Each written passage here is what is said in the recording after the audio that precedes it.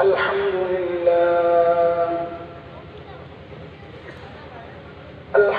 لله نحمده ونستعينه ونستغفره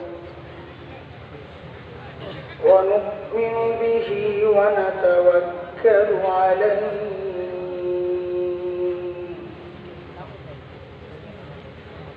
ونعوذ بالله من شرور أنفسنا ومن سيئات أعمالنا من يهده الله فلا مضل له ومن يضلله فلا هادي له ونشهد أن لا إله إلا الله وحده لا شريك له ونشهد أن سيدنا وسندنا وحبيبنا ومولانا محمدا عبده ورسوله اللهم صل على محمد وعلى آل محمد كما صليت على إبراهيم وعلى آل إبراهيم إنك حميد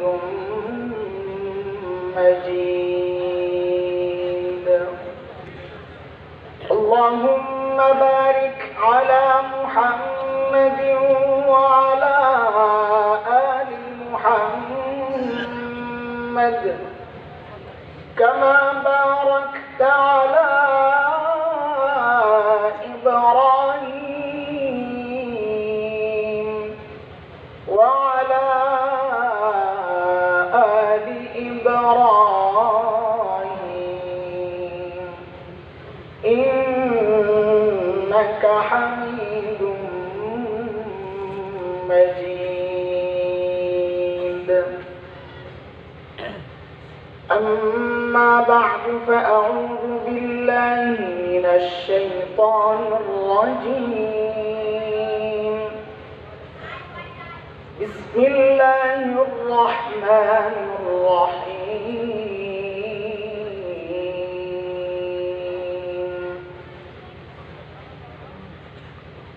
يا أيها الذين آمنوا اتقوا الله ولتنظر نفس ما قدمت لغد واتقوا الله إن الله خبير بما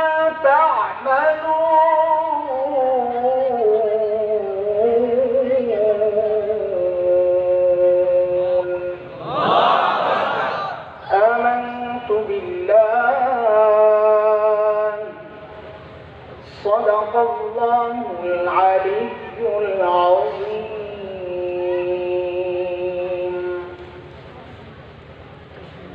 জান্নাত দারুল উলুম হাফিজিয়া মাদ্রাসা ও এতিমখানার হাফিজ ছাত্রদের দস্তরবন্দি উপলক্ষে আয়োজিত বার্ষিক ওয়াজ ও দোয়ার মাহফিলের চলতি অধিবেশনের সম্মানিত সভাপতি উপস্থিত হযরত উলামায়ে কেরাম মুরব্বিয়ানে আযম দূর দূরান্ত থেকে আগত ইসলাম প্রিয় সুধী সমাজ প্রিয় ছাত্র ভাইয়েরা আল্লাহ সুবহানাহু ওয়া তাআলার অশেষ মেহেরবানি যে মহান মালিক দিন বুঝার জন্য আমাদের দিলটা খুলে দিয়েছেন, দিন বুঝার মানসিকতা দান করেছেন। কুরআন আল কারীমের মধ্যে আসছে, আল্লাহ বলেন দিন বুঝার জন্য আমি যে বান্দার দিলটা খুলে দেই, ওই বান্দা সারাক্ষণ আমার স্পেশাল নূরের আওতায় থাকে।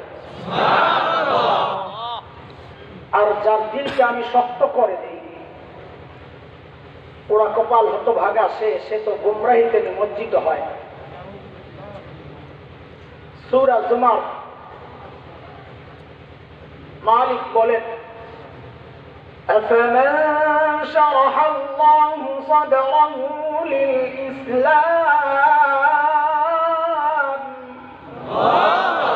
فهو على نور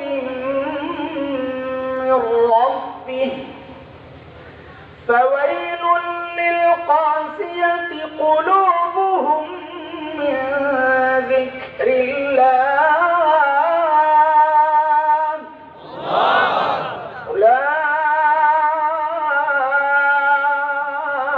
أولئك في ضلال مبين।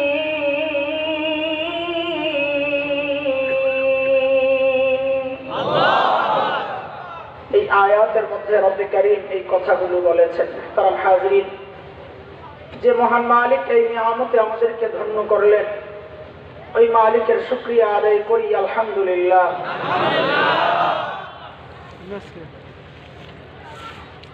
আমি সূরা হাশরের ছোট্ট একটা আয়াত তিলাওয়াত করেছি। লম্বা সময় আমার আগের মুহতারাম কষ্ট করেছেন। ভুল বুঝাবুঝি, আসলে আমার আইডিয়া ছিল না এত দূরে প্রোগ্রাম। আমি ভেবেছি দামরায়ের কাছাকাছি, সাভার থেকে আসতে আধা ঘন্টা লাগবে, ওইভাবেই আমরা বের হয়েছি সাভার থেকে। সাভারে এক জায়গায় ব্যক্তিগত কিছু কাজ ছিল। আফওয়ান, নিঃশর্ত ক্ষমা প্রার্থী, কষ্ট পেলে মাফ করে দিয়ে। বিশেষ করে আমার আগে যিনি বয়ান করেছেন, হুজুর কি চলে গেছেন?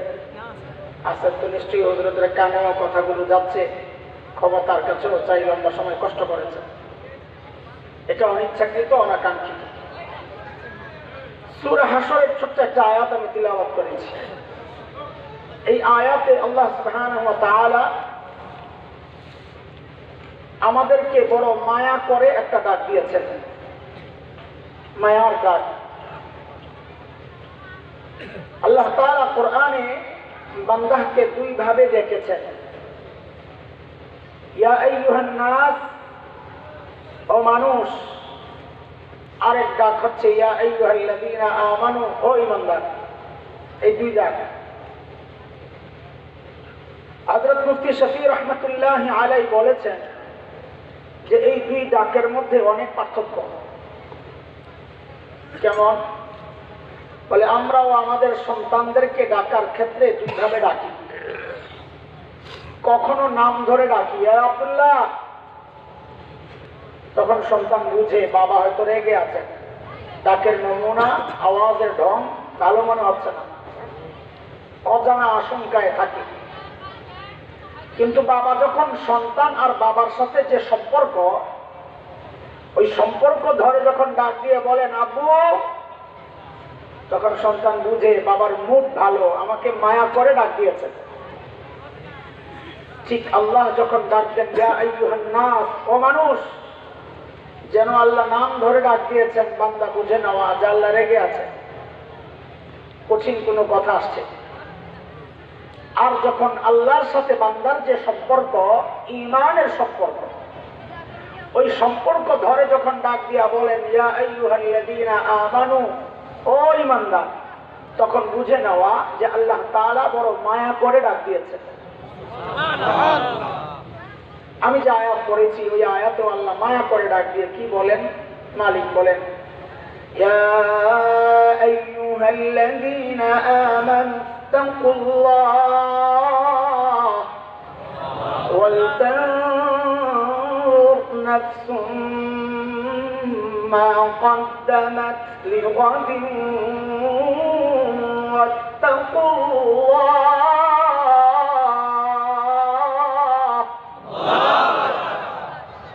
দুইটা হুকুম আল্লাহ করেছেন এই আয়াত। এক, ইত্তাকুল্লাহ, আল্লাহকে ভয় করো। আমি এই বিষয়ে কথা বলবো না। দ্বিতীয় হুকুম, ছোট্ট কথা, সময় কম, অনেক সময় আপনাদের লস হয়েছে। দ্বিতীয় হুকুমটা ওয়ালতানজুর নাফসুম মা কদ্দামাত লিগাদ, এই এতটুকু বিষয়ের উপর চেষ্টা করব কিছু কথা বলার জন্য। দৌড়ানি দিয়েন না, আজকে বুঝাইয়া দেন যে যাও গা, কথা বললো না, তোমরা যাও গা, বাবারা বাসায় চলে যাও, যাও গা, দূরে যায় কটকটি খাও। কটকটি বলিনি এরা।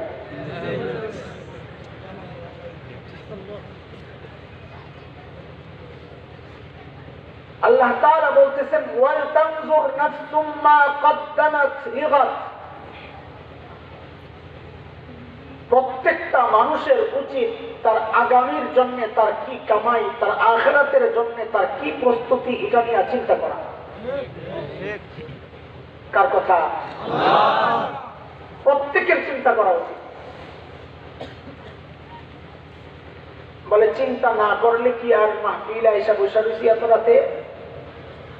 আখিরাতের ফিকির আছে বলেই তো বসছি না।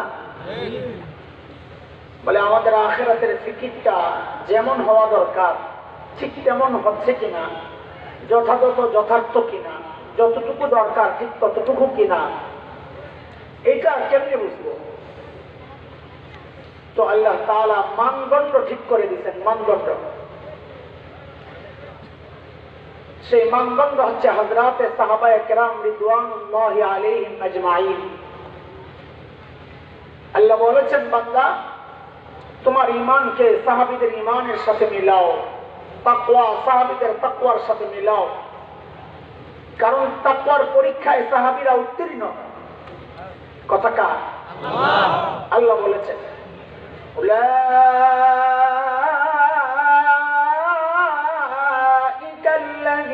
ইমতাহানাল্লাহু কুলুবাহুম লিত্তাকওয়া লাহুম মাগফিরাতুন ওয়া আজরুন আযীম।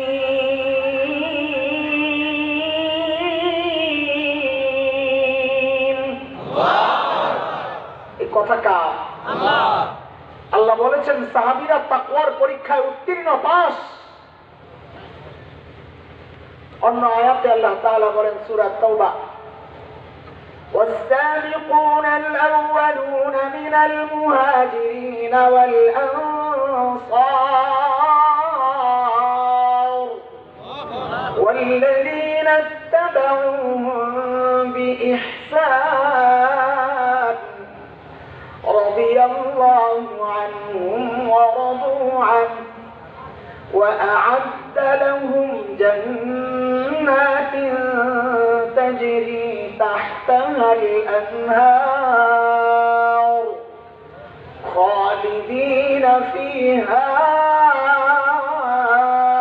أبدا ذلك الفوز العظيم।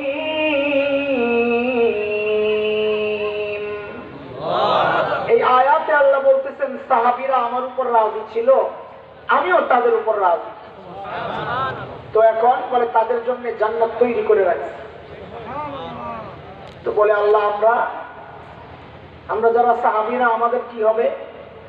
তো আল্লাহ এই আয়াতের মধ্যে ছোট্ট করে ঢুকায়া দিয়েছেন ওয়াল্লাযীনা ইত্তাবাউহুম বিইহসান, কিয়ামত পর্যন্ত যারা নিজেদের আমলকে সাহাবীদের আমলের মতো করবে, নিজের ঈমান সাহাবীদের ঈমানের মতো করবে, তাকওয়া সাহাবীদের তাকওয়ার মতো করবে, আল্লাহ বলেন বান্দা তোমাদের উপরও আমি রাজি, তোমাদের জন্য জান্নাত রেডি। এই জন্য আমাদের সকল কিছুর মানদণ্ড হযরতে সাহাবায়ে কেরাম, নিজের আমলকে তাদের সাথে মিলাইয়া দেন। একটা কথা মনে রেখে,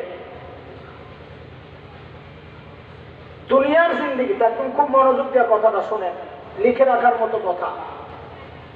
দুনিয়ার জিন্দেগিতে হযরতে সাহাবায়ে কেরাম থেকে আমার যত দূরত্ব তৈরি হবে, ঠিক হাসরেও সাহাবীদের থেকে তত দূরে আমার অবস্থান হবে।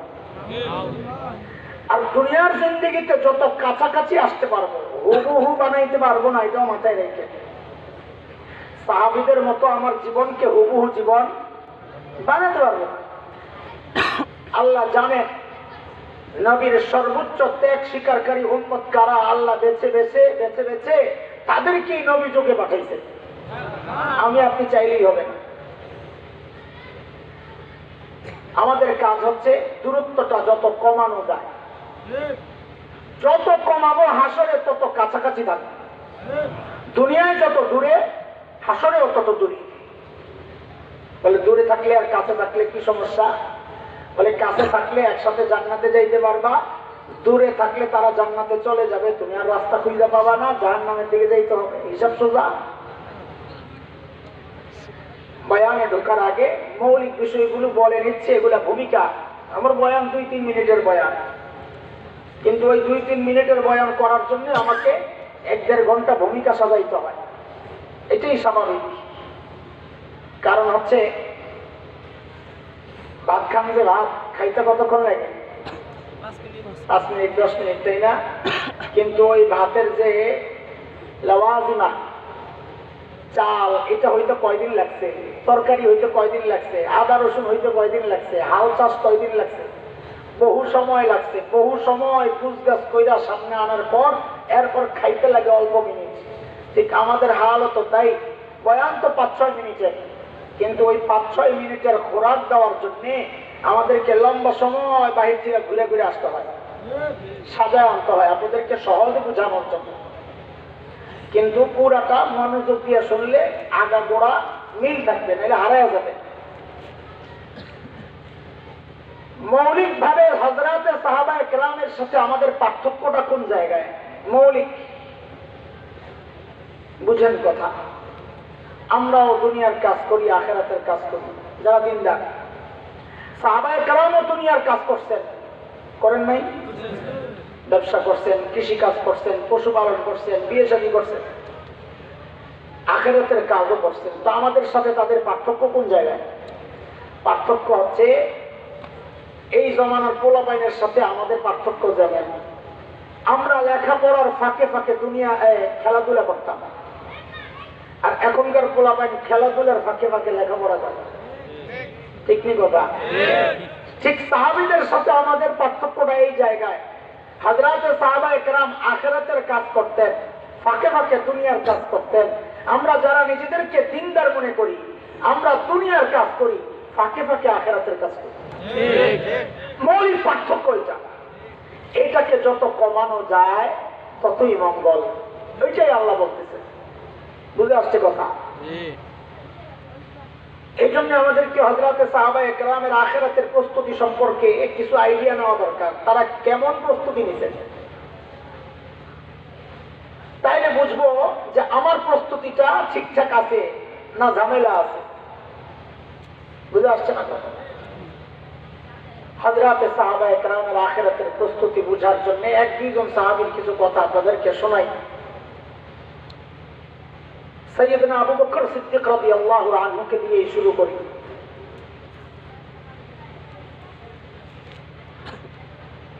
তিনি যখন খলিফা, তো ওনার সিস্টেম ছিল দরবারে বিধবা অসহায় নারীদের লিস্ট থাকত। কেন? স্বেচ্ছায় যদি কেউ খিদমত করতে চায়, ওই লিস্টের নামের পাশে নিজের নাম বসাইয়া ঠিকানা মতো চলে যেত। কারণ এটা অনেক সওয়াবের কাজ। নবী আলাইহিস সালাম বলেছেন, যারা ইয়তীম আর বিধবার দায়িত্ব নিবে, ওই ব্যক্তি আর আমি জান্নাতে পাশাপাশি থাকব। অনেক সওয়াবের কাজ।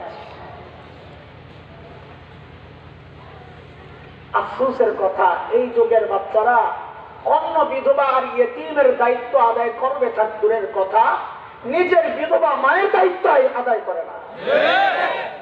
অন্যতম ওরা কপাল রে, আফসোস করবা। ওরা কপাল, আফসোস করবা। হারায় গেলে আফসোস করবা। আমার তো নাই, তো আমি বুঝি এটা কত বড় নিয়ামত ছিল। আমরা আল্লাহ কিছু লেখাপড়া করাইছেন, ওই জন্য মা বাবার সাথে আমাদের আচরণগুলো ওই রকমই ছিল। একদম বাচ্চাদের মতো হয়ে যাইতাম মার কাছে। আমি তো দুষ্টামি করতাম, কানে আঙ্গুল দিতাম, ঠিক আমার বাচ্চা আমার সাথে যা করে। নাকে আঙ্গুল ঢুকাইয়া দিতাম, জড়াইয়া ধরতাম। মা বুঝতাম যে এটা করলে মা খুশি হয়, মাকে খুশি করাই তো মাকসাদ ছিল, কিভাবে খুশি করা যায়, কিভাবে একটু হাসানো যায়। আয় মালিক, মা যখন ইন্তেকাল করেন, মাহফিলে ছিলাম, ইন্তেকালের সময় পাশে ছিলাম না, তো আসার পর দেখি সবাই কান্না করতেছে। সবাই ভাবছে আমি একটু শক্ত থাকবো, সবাইকে বুঝাবো, আমিও কান্না করতেছি। তো সবাইকে বলেছি কান্নার কারণ ভিন্ন ভিন্ন।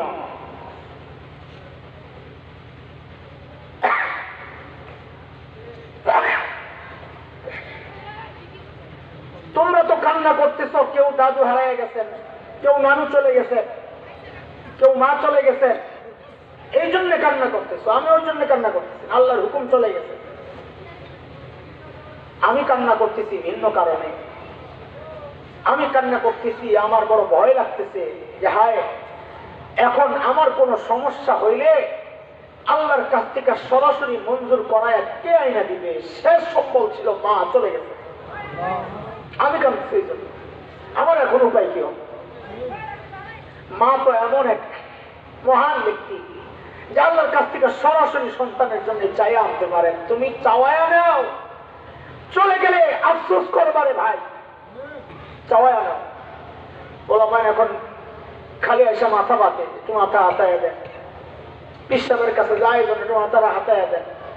বেকুফ কোথাকার, আমার মতো হাজার হাসান জামিল তোমার মাথা হাতাইলে যে লাভ, তোমার মা যদি নামাজিও না হয়, বেদিন হয়, তাও তিনি যদি তোমার মাথায় হাতান, তো আমার মতো লাখ হাসান জামিলের চেয়ে তার হাতের মূল্য আল্লাহর কাছে অনেক বেশি, কারণ তিনি মা। যাই হোক, এটা ভিন্ন আলোচনা, আমি সেদিকে ঢুকবো না। বিধবা অসহায়দের খিদমত করা এটা অনেক বড় সওয়াবের কাজ।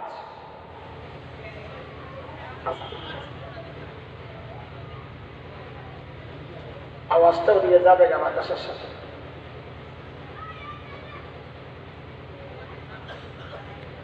হযরত আবু বকর সিদ্দিকের দরবারে বিধবাদের লিস্ট,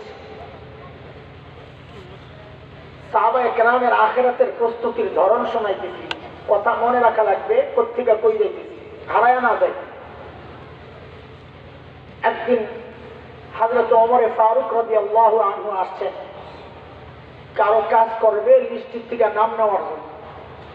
বুঝেন কত বড় মানুষ ওমর, আসছেন কোন বুড়ির কাজ করবে। তো এসে দেখেন যে লিস্টের মধ্যে একটা নাম শুধু খালি, যার পাশে কারো নাম লেখা নাই, বুক হয় নাই। ঠিকানা সংগ্রহ করে হযরত ওমর পরদিন ফজরের পর ওই বুড়ির বাড়িতে যায় হাজির। কখন বলেন তো? একটু কথা বলা লাগবে আমার সাথে। কেন বলাইলাম কথাটা? আমার মাকসাদ আছে। কারণ হযরতে সাহাবায়ে কেরাম দিনের কাজ শুরু করতেন ফজরের পর। কারণ নবী আলাইহিস সালাম যারা সকালে কাজ শুরু করেন তাদের জন্য বরকতের দোয়া করছেন। আমরা তো ঘুমাইয়ে বরকত খায়া ফেলাই। নাস্তা করছো কোন? আজকে ঘুম দিয়ে নাস্তা করছি।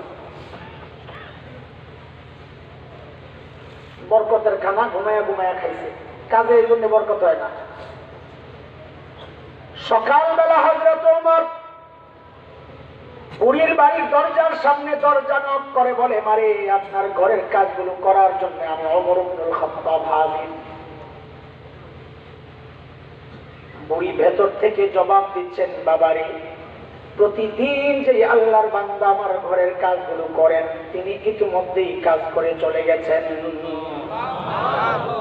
কখন এটা বলেন? কথা ফজরের পর।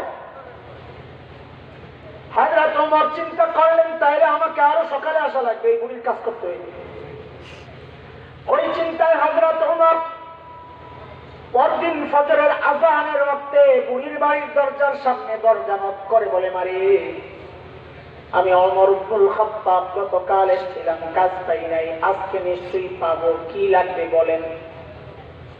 আরে বুড়ি আজকেও জবাব দিচ্ছেন, বাবারে প্রতিদিন যে আল্লাহর বান্দা আমার ঘরের কাজগুলো করেন, তিনি ইতিমধ্যেই কাজ করে চলে গেছেন। কখন? আযানের ওয়াক্ত। হযরত ওমর চিন্তা করলেন, ঠিক আছে বুঝছি, আরো আগে আসা লাগবে। ওই চিন্তায় হযরত ওমর পরদিন তাহাজ্জুদের ওয়াক্তে বুড়ির বাড়ির সামনে দরজা নক করে বলে, মারে 2 দিন থেকে আমি ওমর ইবনুল খাত্তাব ফেরত গেলাম, আজকে নিশ্চয়ই আপনার ঘরের কাজগুলো পাবো রে মা। হযরত ওমরকে অবাক করে বুড়ি জবাব দিচ্ছেন, বাবা রে, প্রতিদিন যে আল্লাহর বান্দা আমার ঘরের কাজগুলো করেন, তিনি ইতিমধ্যেই ওই কাজ করে চলে গেছেন। কখন? চিনেননি তাহাজ্জুদের ওয়াক্ত? কখন? শেষ রাত। কোন রকম জবাব আর কি, শেষ রাত। শেষ রাত একটা ডিজিটাল জবাব আছে। ডিজিটাল জবাব হলো যখন এই যুগের পোলাপাইন গুলা, জুয়ান পোলাপাইন বিশেষ করে, মোবাইল, ইউটিউব, ফেসবুক বন্ধ করে ঘুমাইতে যায়, ওইটা হলো তাহাজ্জুদের ওয়াক্ত। বুঝে আসছেনি কথা? সারা রাত ঘুম নাই, ওই মুনাজাত ধরে বয়া থাকে শুয়া শুয়া। রাত্রে যে সমস্ত চোরারা চুরি করতো, এক বাজার বড় মন্দা,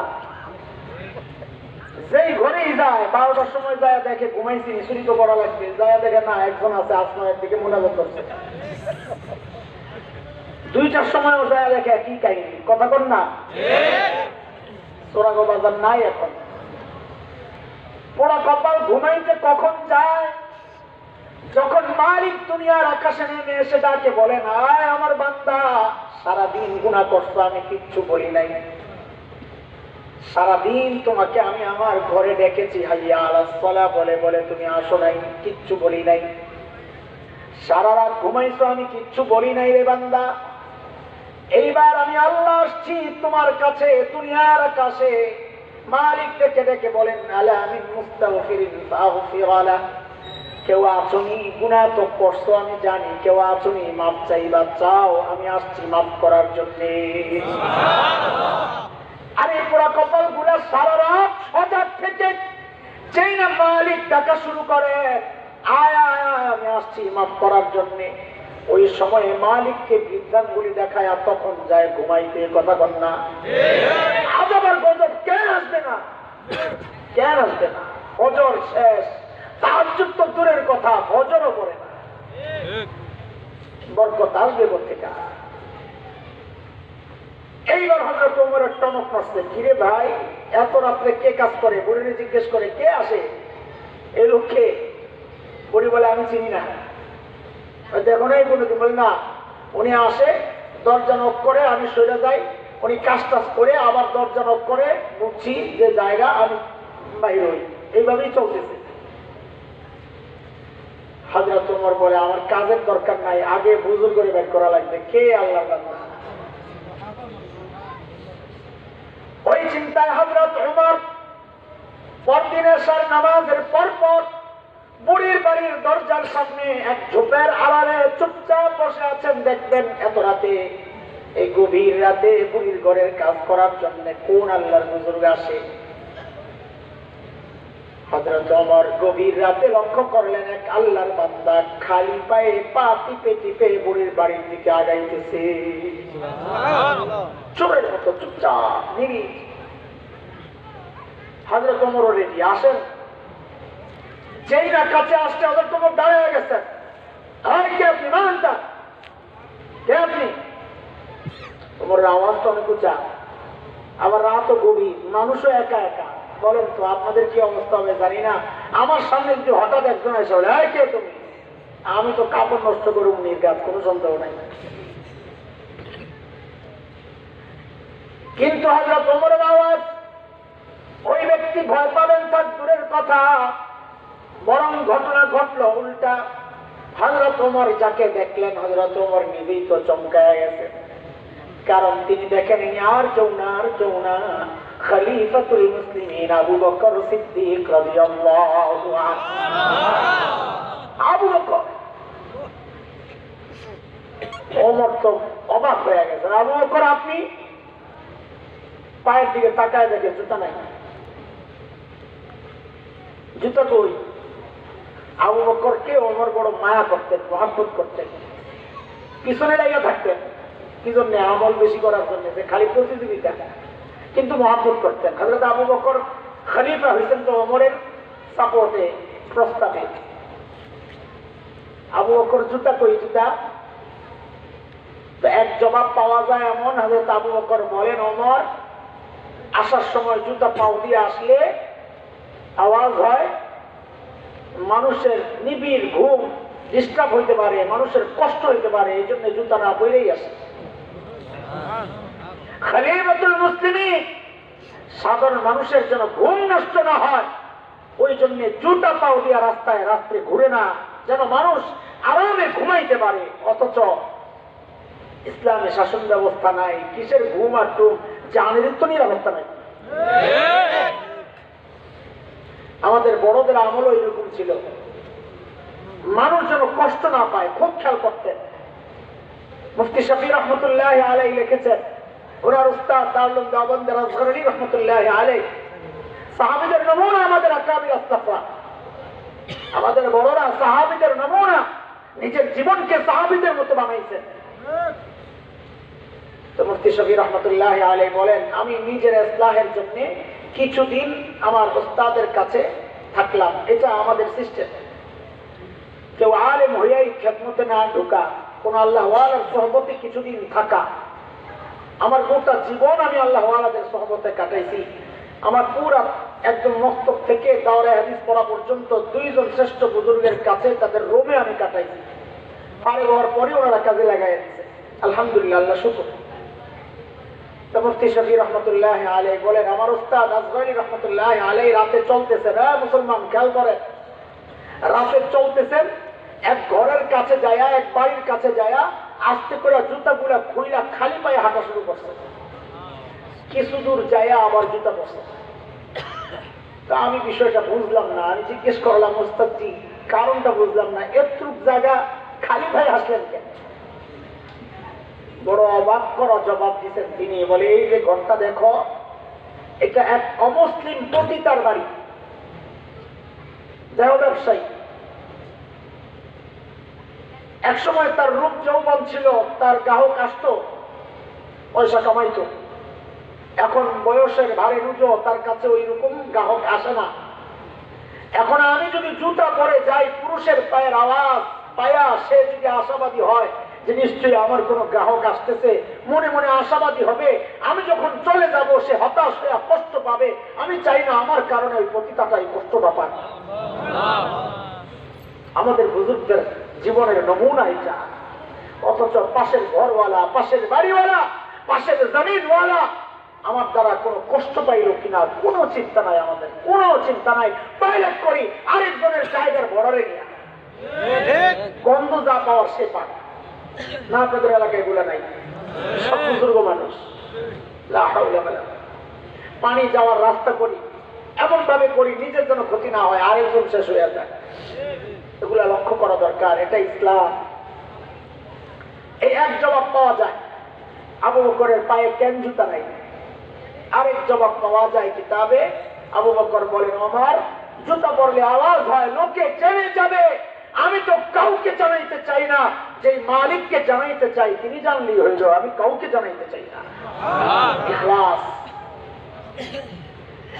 হযরত ওমর রাগ হয়ে গেছেন, আবু বকর সারাদিন প্রশাসনিক কাজে আপনি ব্যস্ত থাকেন, এই কাজগুলো কি আমাদেরকে দিলে হয় না? আবু বকর, আমরা কি মরে গেছি নাকি?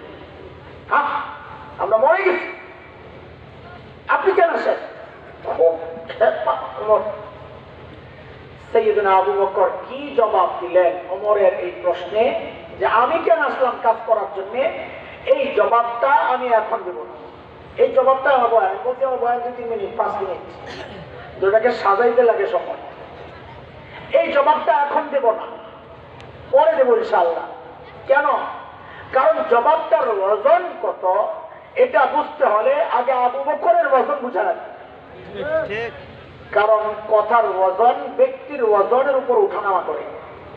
একটা উদাহরণ বুঝেন, আপনাদের এলাকায় বাজারে এক ভিক্ষুক যাচ্ছে, আপনাকে দেখে ডাক দিচ্ছে, ভাতিজা এদিকে আসো। বলে বলেন, বলে কালকে তুমি একটু আমার সাথে দেখা করে তো তোমার খুশি করে দেবো। আপনি আরে বিদায় করে বলে পাগল কোথাকার, নিজে চায়া চায়া খায়, ভিক্ষা করে করে খায়, উনি বলে আবার আমারও খুশি করে। কিন্তু এলাকার এমপি সাহেব যদি আপনাকে ডাক দিয়া বলেন ভাতিজা কালকে একটু দেখা করো তোমার খুশি করে দিব, তখনও কি উপহাসের হাসে হাসবে না আশাবাদী হবে? কথা কিন্তু একটাই, ব্যক্তির ওজন বেড়ে গেছে, কথারও ওজন বেড়ে গেছে। একই বক্তব্য যদি মাননীয় প্রধানমন্ত্রী দেন, কালকে তুমি দেখা করবা আমার অফিসে তোমার খুশি করে দেব, আগের হালত না আরেকটু আরো বেশি আশা আসছে। কারণ কি, কথা তো একটাই। বলে হ্যাঁ কথা একটাই, কিন্তু কথার ওজন অনেক বেড়ে গেছে। কেন? ব্যক্তির ওজনও বেড়ে গেছে। ব্যক্তির ওজন বাড়ে তো কথারও ওজন বাড়ে। সাইয়েদনা আবু বকর কি জবাব দিলেন? বলে জবাবটা শোনার আগে আগে আবু বকরের ওজন বোঝা লাগবে, তাইলে আবু বকরের ওই কথার ওজন কত এটা বোঝা যাবে। আমি আপনি এই কথা বললে এত বড় কোনো কথা হইতো না, আমরা সাধারণ মানুষ, কিন্তু আবু বকর কত বড় মানুষ, তার মধ্যে এই কথা বের হয়েছে, তাইলে কথাটাও অনেক ওজনদার, অনেক দামি কথা। চলে সাইয়েদনা আবু বকরের একটু ওজন বুঝি, তিনি কত বড় মাপের মানুষ। একদিন আম্মা জান আয়েশা রাদিয়াল্লাহু আনহা মদিনার স্বচ্ছ পরিষ্কার আকাশের দিকে তাকায় তাকায় দেখেন লক্ষ লক্ষ নক্ষত্র দেখা যায়। আম্মা জান এসে আল্লাহর হাবিবকে জিজ্ঞেস করেন, ইয়া রাসূলুল্লাহ, ওই যে লক্ষ লক্ষ নক্ষত্র দেখা যায়, ওগো আল্লাহর হাবিব, আপনার উম্মতের মধ্যে এমন কেউ কি আছেন যার আমলের পরিমাণ ওই নক্ষত্রের চেয়েও বেশি? আছেন কেউ ইয়া রাসূলুল্লাহ? আল্লাহর হাবিব বলেন, আয়েশা আছে একজন। কয়জন? আরে কথা বলেন না, কয়জন? আম্মা জান তো মনে মনে খুশি, জানি তো ওই একজন কে, আমার আব্বার কি, আমার বাবা আবু বকর ছাড়া একজন কে হবে? আর আমরা তাই মনে করি। বলে জানলে আমার জিজ্ঞেস করছো কেন? বলে এটা আম্মা জানবে বইলা লাভ কি, এটা দুনিয়ার সব মেয়েদের স্বভাব। সব মেয়েরাই চায় স্বামীর মুখ দিয়া একটু বাবার বাড়ির প্রশংসা শুনতে। একদিন খালি বদনাম করে দেখেন শ্বশুর বাড়ির, এক সপ্তাহ তরকারি মজা হয় না। কথা ঠিক নেই? জোরে বলে না, ঘরে গেলে যদি ধরে, আরে আপনি বলবেন আমি বলি নাই, হাজারো মানুষ আছে, বলেন এবার না, খালি এই বিপদে আসেন যে আর কেউ নাই। এটা কি মেয়েদের বদনাম করলাম না প্রশংসা? কি বুঝছেন? মনে মনে খুশি না পাইছে, আজকে হুজুরের উপরে দিয়ে সাইজ করে লই না, না এটা তার প্রশংসা হচ্ছে। আপনি বুঝেন নাই গাদা। কেন? কারণ তার মা বাবার বদনাম করলে তার কলিজায় রাখবে, এটাই তো স্বাভাবিক। হতভাগা পুরো কপাল তো তুই। এই বউ যখন তোর মা বাবার বদনাম তোর কাছে করে, তোর খারাপ লাগে না? বউয়ের কথা শুই না যাই মা বাবার সাথে খারাপ আচরণ করা শুরু করে, পুরো কপাল তো তুই বেটা। বউ তো ঠিকই আছে, রাগ তো হওয়ারই কথা। আমার বদনাম কেন করবা, আমার বাবার বদনাম কেন করবা? এমন আমার মনটা ভেঙে গেছে। প্রথম ভালোই খুশি লাগছিল না। আম্মা জানতো আশাবাদী, জানি তো কে এটা আমার আব্বার কি। আল্লাহর হাবিব বলেন, আয়েশা, আমার যে উম্মতের আমল ওই নক্ষত্রের চেয়েও বেশি, সে হচ্ছে ওমর ইবনুল খাত্তাব। কে কে? হায় হায়, এই কথা বলার পর তো আম্মা জানের চেহারা একদম মলিন হয়ে গেছে। কি আশা করলাম, নবী কি বললেন এটা? আল্লাহ রাসূল তো চেহারা দেখেই বুঝছেন আম্মা জানের ভিতরে গন্ডগোল চলতেছে। মানুষের চেহারা দেখলে তো দিলের হালত বোঝা যায়। ইংরেজিতে বলে face is the index of mind. মানুষের মাইন্ড ভিতরে কি কাজ করতেছে এটা তার চেহারায় ফুটে ওঠে, সোজা কথা। তো আম্মা জানের চেহারা দেখেই তো নবী বুঝছেন। আর স্বামী স্ত্রী হলে তো কথাই নাই ভাই। বউ একটু মাইন্ড করলে স্বামী চার পায়, স্বামী একটু মাইন্ড করলে বউ চার পায়। কথা বল না? পোলাবার জিজ্ঞাস কেন তোরা কি বুঝো? খালি আমদানি ঠিক মেরে দিল। বুড়া করে শিখেছি, বেশি বুড়া যত বেশি তত বেশি এখন মহব্বত বাড়ে। কারণ মহব্বতটা লম্বা টাইম হয়েছে তো, ঠিক না? আলহামদুলিল্লাহ। আম্মা জানে তো মন খারাপ হয়ে গেছে, মুখটা একদম মলিন হয়ে গেছে। আল্লাহর হাবিব বলেন, আয়েশা মন খারাপ, মনে কষ্ট, বাবার নাম বলবো না। আরে আয়েশা শোনো শোনো, তোমার বাবা আবু বকরের হিসাবটা আলাদা, একসাথে মিলাইও না। কারণ আমার গোটা উম্মতের আমল যদি এক পাল্লায় রাখা হয়, আর একটা তোমার বাবা আবু বকরের আমল যদি আরেক পাল্লায় রাখা হয়, তো আবু বকরের আমলের পাল্লা ভারী হয়ে যাবে। আবু বকরের মর্যাদা এটা আজীব মর্যাদা। একদিন হযরত ওমর আসছেন, এসে বলেন, দোস্ত আপনার সাথে একটা লেনদেন করবার চাই। তা আবু বকর বলে, কি লেনদেন করবেন আপনি বলেন তো? ওমর বলে, আবু বকর, আমার জীবনের যত আমল যা জীবনে করছি, কত হইবে একটু আগে শোনাইলাম, নক্ষত্রের চেয়েও বেশি। এটা সংখ্যায় না, পরিমাণে। এক একটা নক্ষত্র আমার এই দুনিয়ার চেয়ে লক্ষ গুণ বড়, এরকম নক্ষত্র আছে। তো ওই পরিমাণে ওমরের আমল বেশি। তো ওমর বলতেছেন, আমার জীবনের যত আমল আছে সমস্ত আমল আপনাকে দিয়ে দিতে চাই। ওমর বলতেছে, আবু বকর আপনাকে দিয়ে দিতে চাই। আবু বকর তো মহা চিন্তায় পড়ে গেছে, ওমরে তো ভালো মানুষ, সারা জিন্দিগি আমার সাথে আমল নিয়ে করলো প্রতিযোগিতা, আর উনি বলে এখন সব আমল আমার দিয়ে দিবে। না রে ভাই, এনে কোনো গাফলা আছে। কারণ আবু বকর মানুষ সরল সোজা, কিন্তু ব্যাকল তো না। এই যে ওলামায়ে কেরাম দেখেন চেহারা গুলা, দেখলে মনে হয় তুমি আর কিচ্ছু জানে না, মানুষ ওইটাই মনে করে। না, এরা ব্যাকল না, কিন্তু মগা না, কিন্তু সচেতন, সরল সোজা, বিচক্ষণ, সরল সোজা। কথা বল ঠিক কিনা? এটা যত না বুঝবা ততই ধরা খাইবা। একটা ধরার উদাহরণ শোনাই, শোনো। আমাদের একজন বড় ওয়াইজ ছিলেন মুফাসসির আল্লামা মুস্তাফা আল হুসাইনি রহমাতুল্লাহ আলাইহি। আসেনি মনে না? বুঝা খাইয়া গেছে। যারা মনে আছে তারা কোন আসেনি মনে? ওলা বলতে বলে নাম শুনে নাই। মুস্তাফা আল হুসাইনি অনেক বড় বক্তা ছিলেন। এখন তো নাম করা হইতে বেশি দিন লাগে না, ইউটিউবে কিছু বয়ান রেকর্ড করে ছেড়ে দিলেই বক্তা হিট। ইউটিউবে ঝড় তোলা বক্তা, সুবহানাল্লাহ। মাঝে মাঝে গেলে মিজাজটা এমন গরম হয়। একদিন তো জামালপুর, একটা জামালপুর না শেরপুর, একটা থাপ্পড়ি লাগে, ফাজিল কথাটা, আর বলার কিছু পাও না। ইউটিউব খুললেই যাকে দেখতে পাবেন, কারবারটা শোনা, ইউটিউব হলে আমার পরিচয়, গাদা কথাটা। তো ওনারা পরিচিত হইতে বহু কষ্ট হয়েছে, কোনো প্রচার ছাড়াই পরিচিত হয়েছে। আস্তে আস্তে ধীরে ধীরে গোটা দুনিয়া বাংলাদেশে ছড়াইয়া ছিটাইয়া বয়ান করতে করতে মানুষ তাদেরকে মহব্বত করছে, সম্মানের জায়গায় বসিয়েছে। অনেক কষ্ট হয়েছে। তো মুস্তাফা আল হুসাইনি রহমতুল্লাহ আলাইহি এই গল্প আবার আমাদেরকে শোনাইছেন হযরত মাওলানা মুফতি দেলোয়ার শাহ হুজুর। কাজী সনদ একদম মুত্তাসিল, মানে মাঝখানে কোনো গাপলা টাপলা নাই। হযরত রাতে হাইওয়েতে যে ভিলেজগুলো থাকে, খাওয়ার রেস্টুরেন্ট যে থাকে, ওই এক রেস্টুরেন্টে বসে বসে খাইতেছে মাহফিল শেষে। কারণ মাহফিলের শেষে অনেক সময় এরকম হয়,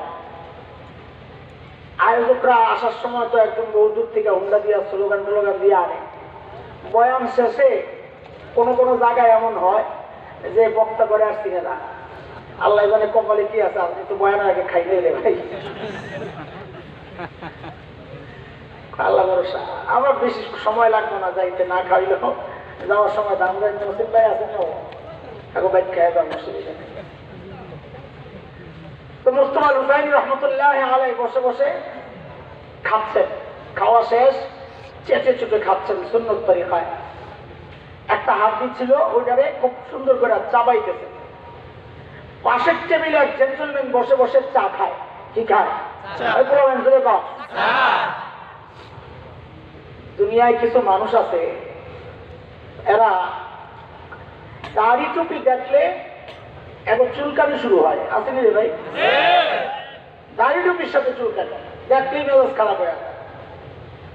ওই বেটাও ওই ক্যাটাগরি।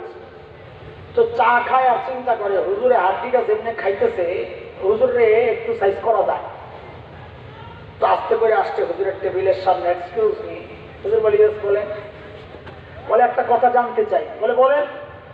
বলে হুজুর আপনাদের এলাকায় কুকুরে কি খায়? বুঝছেন না কোন দিকে ইশারা করছে?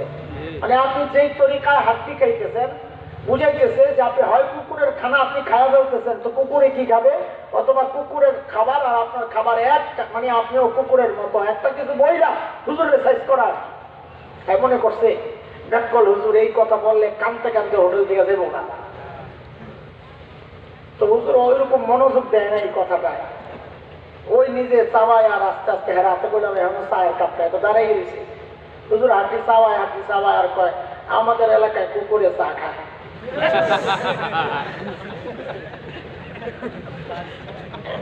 এখন কার কান্দা কে কান্দে? আলেমরা বেকুফ হয় না, তুমি মনে করো বেকুফ, ধরা খাইবা বেকুফ মনে করলে। আলেমরা সরল সোজা, কিচ্ছু বলে না। হ্যাঁ, যখন দিন আক্রান্ত হয় তখন বোঝা যায় এরা কিছু বুঝে না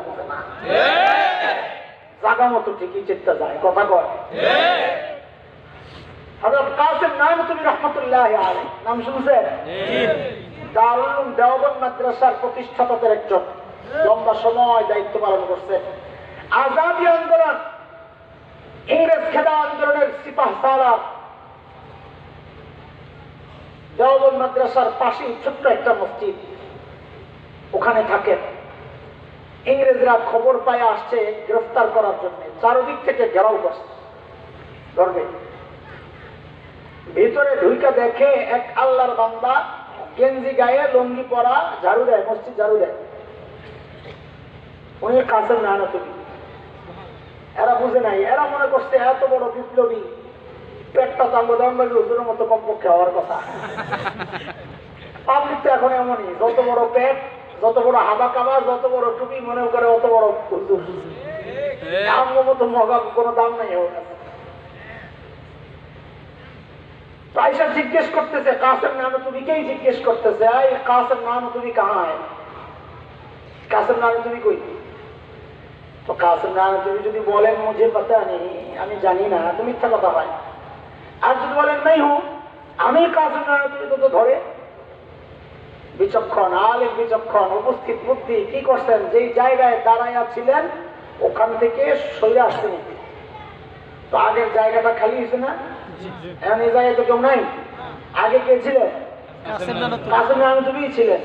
তো ওই জায়গা থেকে সইরা আসটা এমন একটা ভাব রয়েছে যে কথাটা বুঝতে একটু দেরি হয়েছে। এখানে আইসাই বলে, হ্যাঁ কাসেম নানতুবি, ও আচ্ছা, ও তো আগে ইহাতে, উনি তো একটু আগে এখানেই ছিল। কথা তো ঠিকই আছে, একটু আগে তো এখানেই ছিল, এখন তো নাই। ইংরেজরা মনে করছে একটু আগে এখানে ছিল, এখন মনে পালিয়ে গেছে।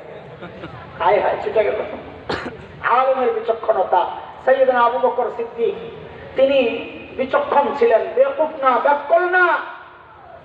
সূরা লাহাব যখন নাযিল হয়, তো সূরা লাহাবের মধ্যে আবু লাহাবকে সাইজ করার কথা আছে, সাথে তার বউয়ের কথাও আছে। উম্মে জামিল বিনতে হারব ইবনে উমাইয়া, আবু লাহাবের বিবি। এই বেটি তো শুই না, মেজাজ গেছে গরম হইয়া। তাফসীর কিতাবে পাওয়া যায়, এমনি হয় রাস্তায় যে চলতো লাফায়া লাফায়া, দেখলে দূরের থেকে বোঝা যাইতো না বেটা না বেটি। বলে বুঝলাম না কথাটা।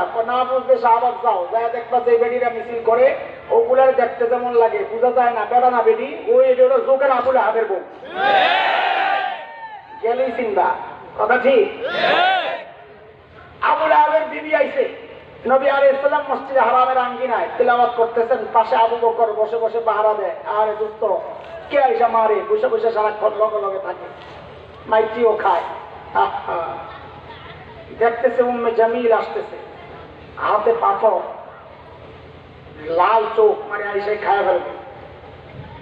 হযরত আবু বকর আস্তে আস্তে বলতেছেন, ইয়া রাসূলুল্লাহ, উম্মে জামিল আসতেছে, মতি গতি ভালো মনে হচ্ছে না। আল্লাহ রাসূল সাল্লাল্লাহু আলাইহি ওয়াসাল্লাম আবু বকর আসতে দেন, আসতে দেন। উম্মে জামিল আমাকে দেখবেই না, উম্মে জামিল আমাকে দেখবে না, দেখবে না। কেন? আল্লাহ সান্ত্বনা দিয়েছেন নবীকে, সুসংবাদ জানিয়েছেন নবীকে, ওগো হাবিব আমার, আপনি যখন তিলাওয়াত করবেন তখন কাফের আর আপনার মাঝখানে আমি পর্দা লাগাইয়া দিব, তারা আপনাকে দেখতে পাবে না। কোরআনে আসছে সূরা বনী ইসরাঈল, আয়াত 45 فإذا قرأت القرآن جعلنا بينك وبين الذين لا يؤمنون بالآخرة حجابا مستورا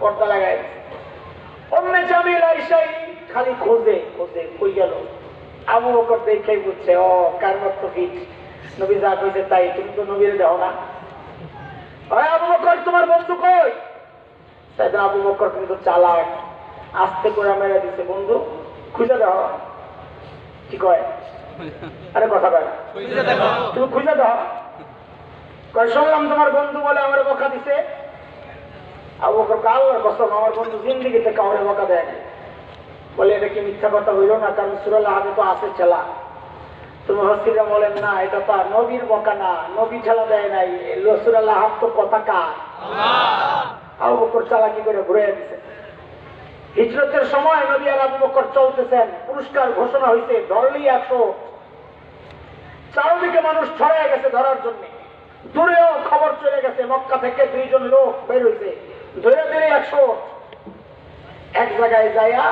ধরা পড়ে গেছে লোকেরা ধরছে আবু বকরকে জিজ্ঞেস করতেছে এই লোককে তোমার সাথে এই লোককে মানে হাযা রাজুল মাআক তোমার সাথে এই লোককে এখন আবু বকর যদি বলেন লা আরিফ আমি জানি না চিনি না তো মিথ্যা কথা হয় আবু বকরের সিদ্দিক কাটা যায় আর যদি বলেন হাযা নবিয়ুনা ইনি আমাদের নবী ও রাসূল মুহাম্মদ তো নবীকে গ্রেফতার করে নবী শেষ হয় আবু বকর বড় কৌশলী জবাব দিয়েছেন চালাক যেটা বুঝাইতেছি আবু বকর বলেন হাযার রাজুল ইয়াহদিনি খুব নরমালি বলে দিয়েছেন হাযার রাজুল ইয়াহদিনি তিনি একজন মানুষ আমারে রাস্তা দেখায় কাফেররা মনে করতেন এই পাহাড়ি রাস্তা এলোমেলো সবাই তো চিনে না উনি বুঝে এই রাস্তা দেখায় কিন্তু আবু বকর তো মনে মনে নিয়ত করছেন ইয়াহদিনি ইলাল জান্নাহ তিনি আমাকে জান্নাতের রাস্তা দেখায়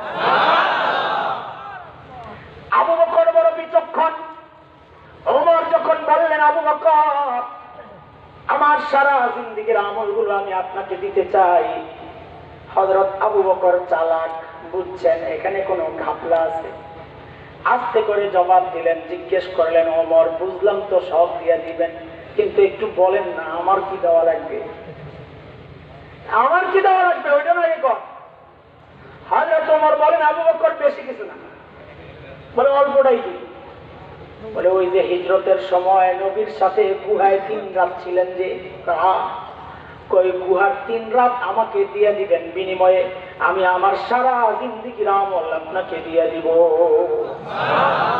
মাত্র কয় রাত 3 কথা বলেন কয় রাত 3 রাত এটা একটা সূক্ষ্ম বিষয় বলবো কিনা মাঝে মধ্যে অনেক কথা ছেড়ে দিই আলেমদের সমাগম কম হইলে এগুলো ছেড়ে দিই সাধারণদেরকে অনেক কষ্ট করে বুঝাইতে হয় এত কষ্ট ভালো লাগে না এই 3 দিন 3 রাতের মধ্যে আবু বকরের এমন কি আমল ছিল কি ছিল এমন গোমর যা বুঝে গেছেন ওমর যে আমার সারা জিন্দেগীর আমল দিতে চাই 3 রাতের আমল দাও কি ছিল ওই গোমর বুঝার জন্য আমাকে আপনাকে একটু গুহার ভেতরে ঢোকা লাগবে ঢুকবেন না একটু চলেন যাই যা করে আল্লাহ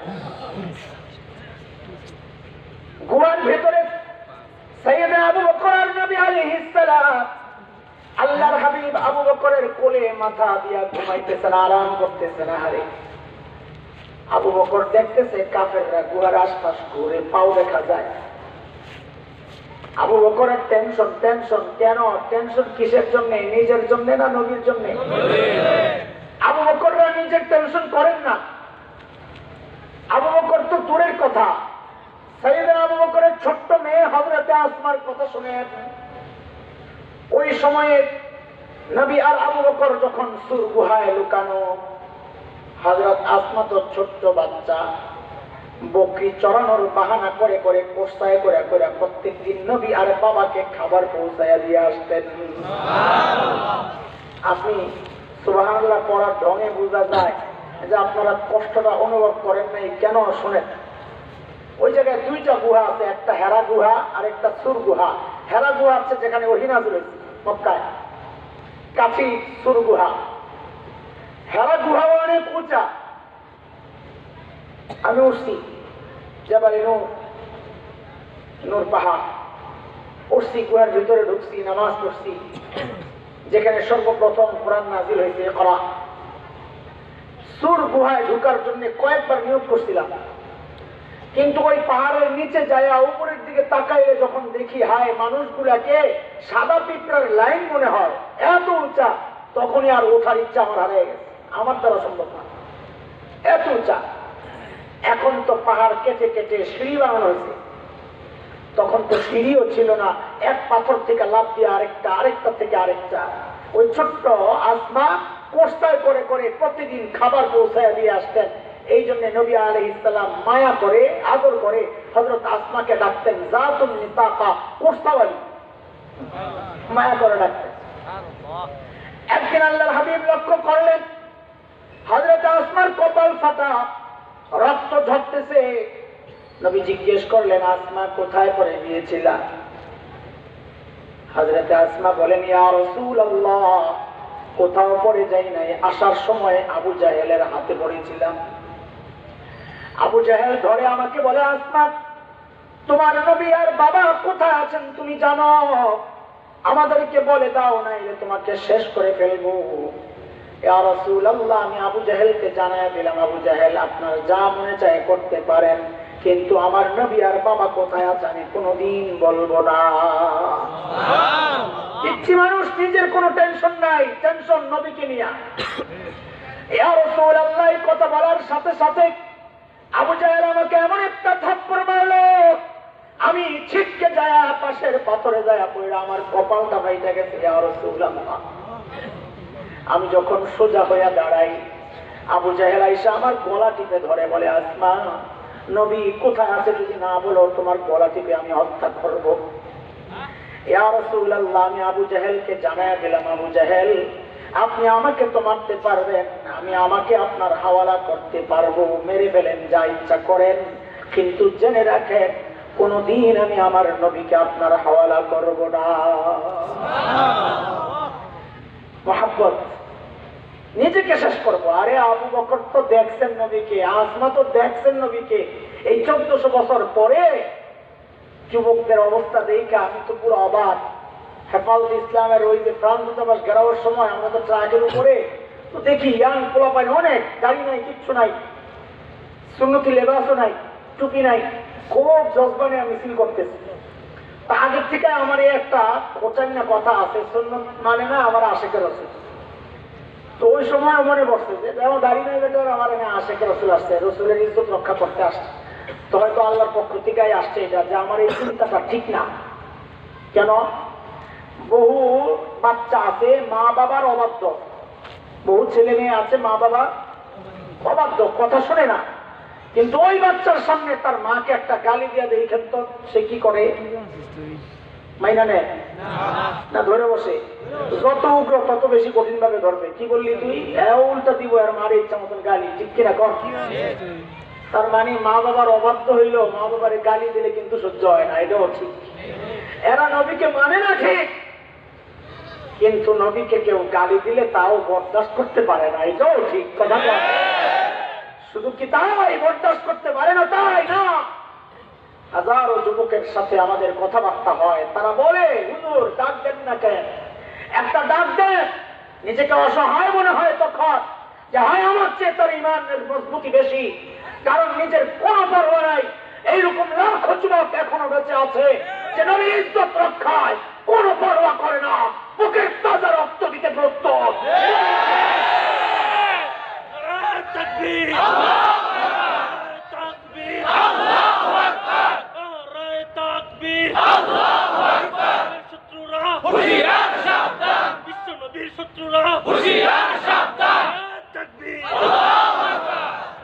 এই জায়গায় কোনো আপোষ করা যাবে না মুসলমান, মাথা রাখা লাগবে।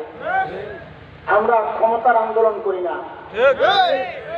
ক্ষমতা থেকে নামানোর আন্দোলনও করি না, ওঠানোর আন্দোলনও করি না। ওগুলো ভাগ বাটোয়ারা করে তোমরা খাও, আমগুলা কোনা আমরা চাই একটা ইমানদার নবী প্রেমিক মুসলমান, আমরা একটাই চাই যে আমারে টুকরা টুকরা করে কাটো, কিন্তু খবরদার আমার নবীর ইজ্জত নিয়ে কথা বলবা না। যে কুলাঙ্গার বলবে মুসলমান তাকে বাইরে যে একটাই না ছেড়ে ফেলতে হবে, এই জায়গায় কোনো আপোষ নাই। ওলামায়ে কেরাম আওয়াজ দিলে সাথে সাথে লড়াইয়ে নামতে হবে ইনশাআল্লাহ। ঘরে বসে থাকার সময় নাই। আকাশে শকুনের আনাগোনা পরিলক্ষিত হচ্ছে মুসলমান। তুমি কোন দল করো আমার জানার দরকার নাই, ভোটের রাজনীতিটা তোমার বিষয়। কোন মার্কায় ভোট দাও জানার দরকার নাই। যদি কালিমা পড়ে থাকো, নবীর শাফাআতের আশা যদি করে থাকো, আর আমরা যদি ডাক দেয় নবীর ইজ্জত রক্ষায় জীবন দরকার, রক্ত দরকার, রাজপথে ঝাঁপায় পড়ার জন্য কে কে প্রস্তুত আল্লাহকে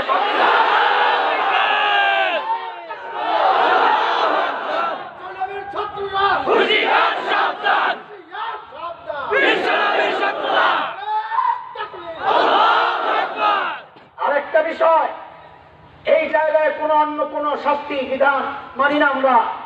2 বছর 3 বছর জেলে ঢুকাইবা মানি না আমরা। সর্বোচ্চ শাস্তি চাই, অন্য কোন শাস্তি মানি না। আমার নবীকে নিয়ে যে কুলাঙ্গার কথা বলবে, যে কুলাঙ্গার কটূক্তি করবে, অন্য কোন শাস্তি মানি না। একটাই শাস্তি, মৃত্যুদণ্ড চাই।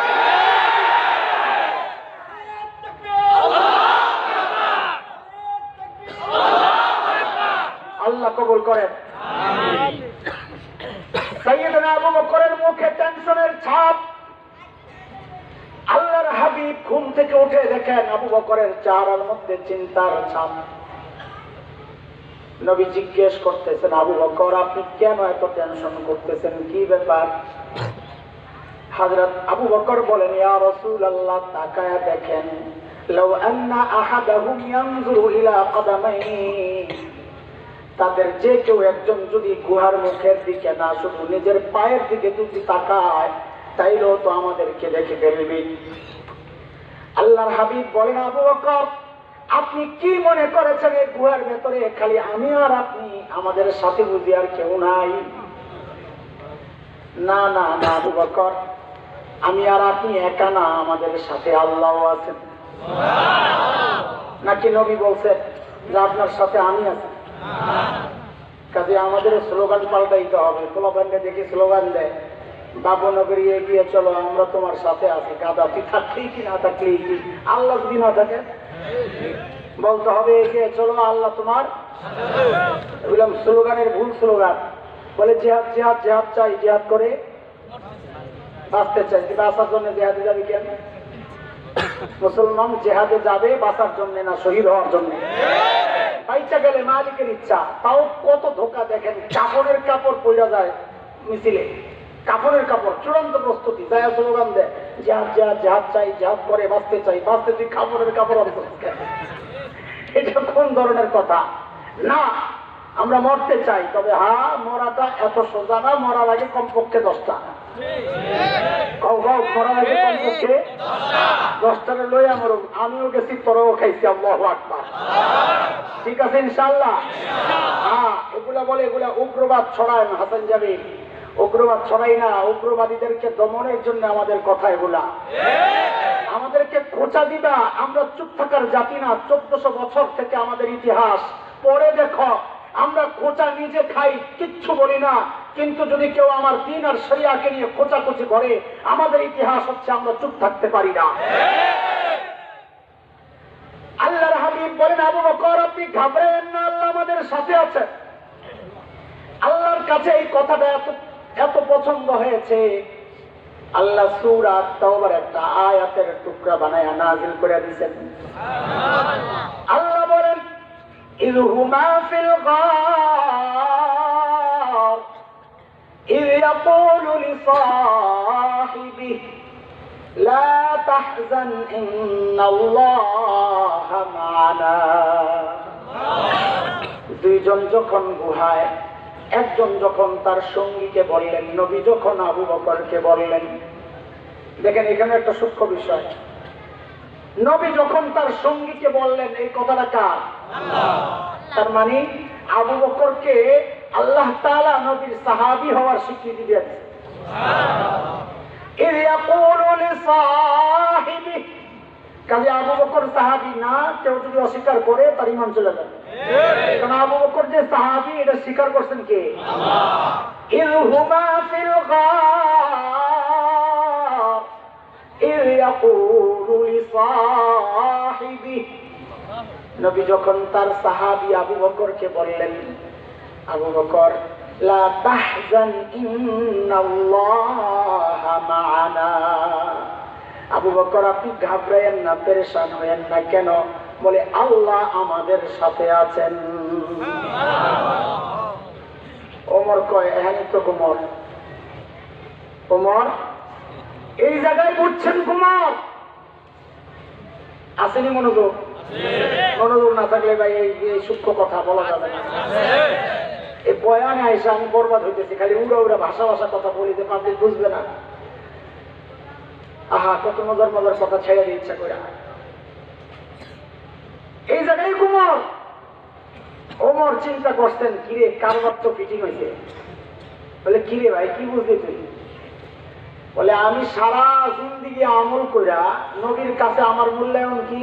নবী বলেন লাউ কানা বাদি নবিয়্যুন লাকানা উমারা, আমার পরে যদি কেউ নবী হতো তো ওমর হতো। বলেন বলেন নবী কি বলছেন? আমার পরে যদি কেউ নবী হতো তো ওমর হতো। তার মানে নবী বলতেছেন, ওমর আপনার সাথে আমার সম্পর্কের লেভেলটা হচ্ছে আমি আগে আপনি পরে, আমার পরে যদি কেউ নবী হতো তো নবীর সাথে ওমরের সম্পর্কটা কি? আমরা যারা আরবি বুঝি মানে বাদিয়তের সম্পর্ক।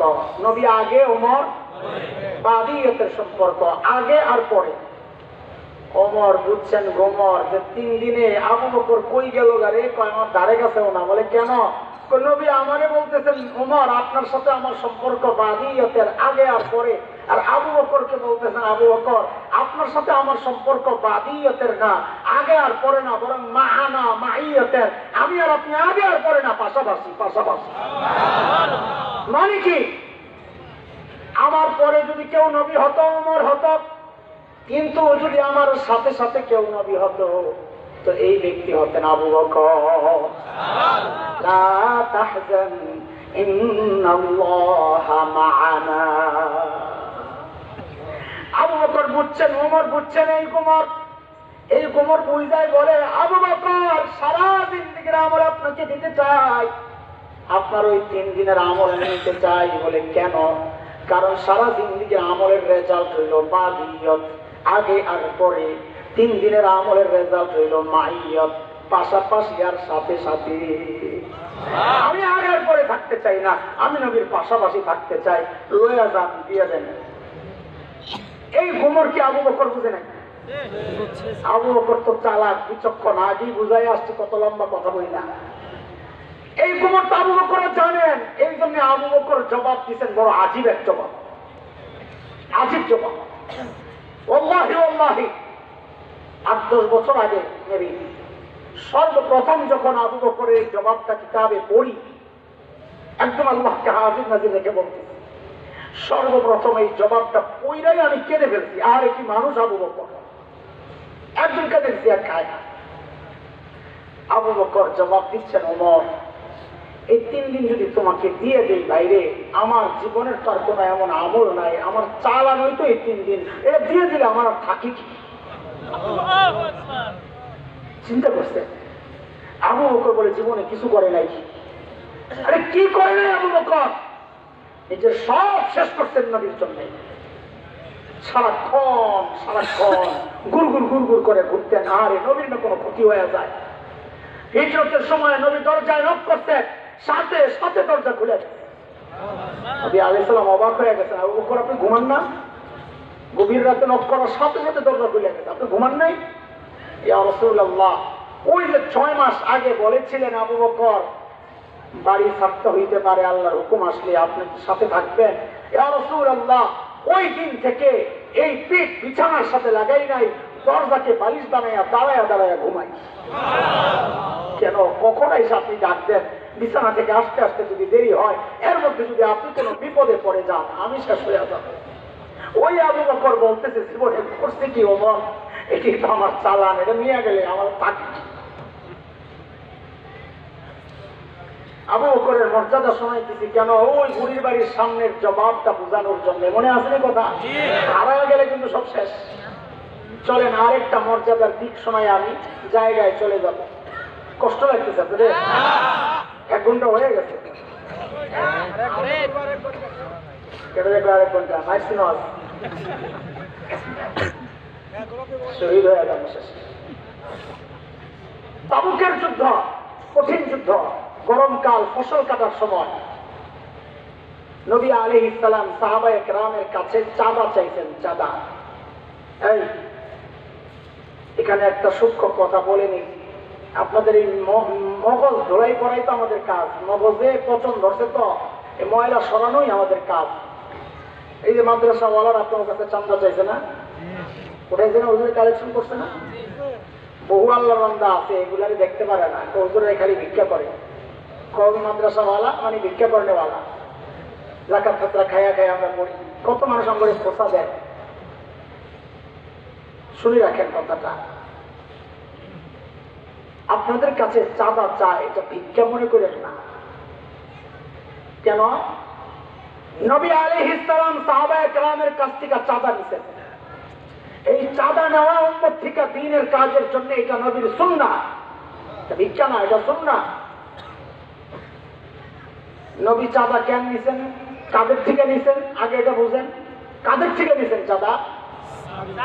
সাহাবীদের অনেক পয়সাওয়ালা মানুষ এরা না, দূরে বসে এক সাহাবী দূরে, সাধারণত সামনে বসে।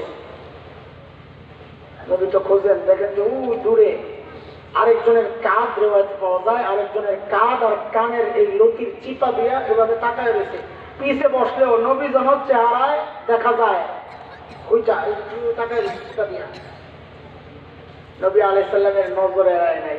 কিরে ওইভাবে পিছনে বসছে কেন, পিছনে কেন এইভাবে? জবাব আসছে, আয়ে মালিক, একটাই কাপড়, একটাই কাপড় চাদরের মতো, ওইটা জড়াইয়া হাঁটু মোড়া, ওইটা দিয়া জড়াইয়া কোন রকম নিজের আড়াল করে চুপচাপ বসে রয়েছে, সামনে আসতে লজ্জা পাইতেছে। এদের কাছে নবী চাঁদা চাইতেছে কেন? নবীর চাঁদার কি দরকার? আল্লাহ না নবীকে অফার দিচ্ছেন, আপনি বলেন খালি উহুদ পাহাড়কে সোনা বানাইয়া দেই। ওই নবীর চাঁদার কি দরকার? চাইলেই তো আসে। হ্যাঁ, এটাই বুঝার জিনিস। নবী চাঁদা চাইছেন এই জন্যে যে আমার সাহাবীরা জান দিয়ে যেমন কোরবানি দিচ্ছে, মাল দিয়েও কোরবানি দেবে। না হয় আমার আপনার চাঁদার উপর দিন আটকায়া থাকবে না। দিন চালানোর দায়িত্ব, হেফাজতের দায়িত্ব আল্লাহ নিজ হাতে নিয়েছেন। আমি আপনি চাঁদা না দিলেও মাদ্রাসা টিকবে, আমি আপনি চাঁদা দিলেও মাদ্রাসা আল্লাহ না চাইলে টিকবে না। নবীকে আল্লাহ যে সান্ত্বনা দিয়েছেন, আমাদের জন্য সান্ত্বনা একটাই, নবীর ওয়ারিসদের জন্য। আল্লাহ নবীকে বলেছেন, গোটা দুনিয়ার মানুষ যদি আপনাকে পিঠ দেখায় তা আপনি জানায়া দেন, তোদের সহযোগিতা আমার দরকার নাই, আমার জন্য আমার মালিক যথেষ্ট। فقل حسبي الله لا